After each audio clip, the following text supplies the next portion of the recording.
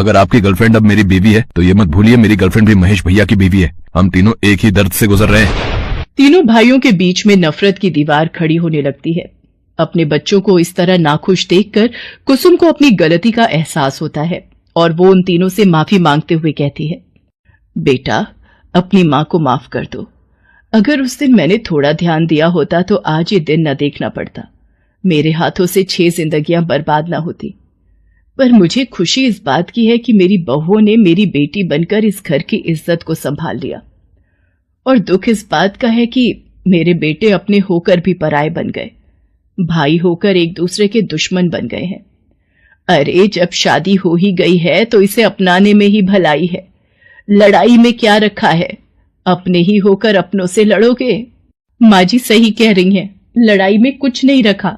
अपनी माँ की बात सुनकर उन तीनों लड़कों को अपनी गलती का एहसास हो जाता है और वो उनसे माफी मांगते हैं। साथ ही अपनी अपनी पत्नियों को दिल से स्वीकार करते हैं।